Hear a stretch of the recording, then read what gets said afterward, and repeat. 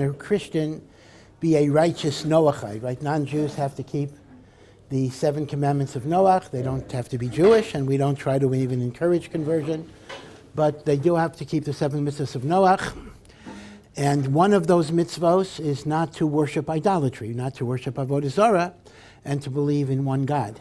So the obvious question is, can I be a can a goy be a righteous Gentile if they are a professing Christian?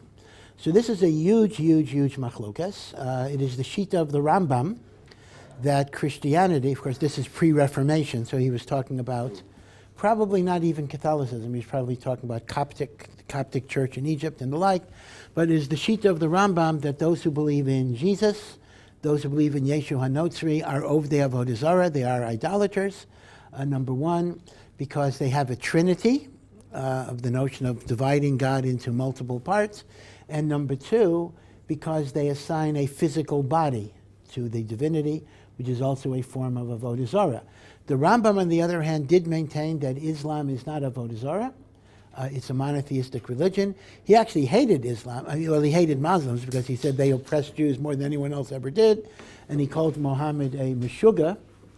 But at least in terms of avodah zarah, he gave Islam a pass on that it's not avodah zarah. And al pi halacha, that is why it is mutter for a Jew to go into a mosque. Maras HaMachpelah in Hebron a mosque is built over Maras HaMachpelah. And when you go to daven at the kever of Avraham Avinu or whatever, you are davening in a mosque, and that is permitted. You wouldn't be allowed to go into a church because that's a makam of avodah zarah. As a whole machlokas, what if it is no longer used as a church, it's only a museum? That's a question, but certainly you cannot go into an active church. So according to the Rambam, it's very, very clear that a Christian is not keeping the 7 mitzvahs of Noach. On the other hand, we have the shita of Rabbeinu Tam, Rashi's grandson, who lived in Catholic France. And he made a very interesting distinction. He said that a profession of Christianity would be idolatry for a Jew. A Jew's definition of how to serve God would render Christianity pagan.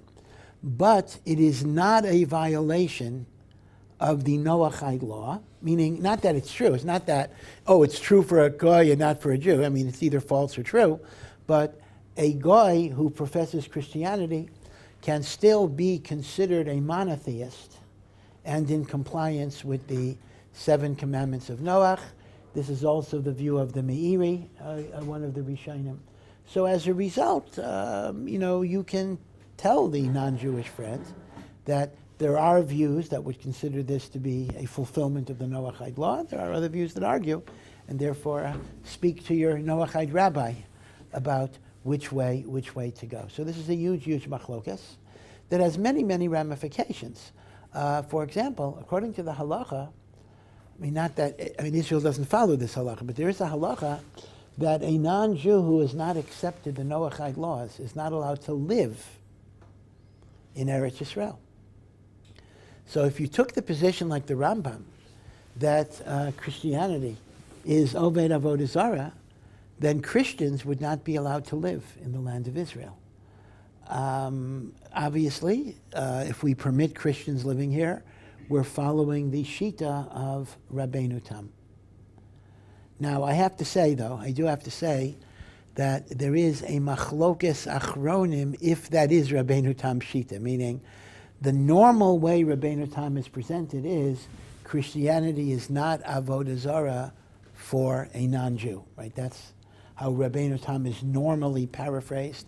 In fact, the Noda B'Yehuda has a whole other interpretation of Rabbeinu Tam, in which Rabbeinu Tam was also modeh, it's avodah zarah, but a Jew does not have a prohibition of causing a Christian to swear by Yashka. And he goes through the idea of what is a Jew's responsibility not to cause an oath to idolatry. So, according to Noda B'Yehuda, you'd have no hope, meaning the Christian is indeed an Oved Avodah Zarah, but as I say, most understand Rabbeinu Tam the conventional way.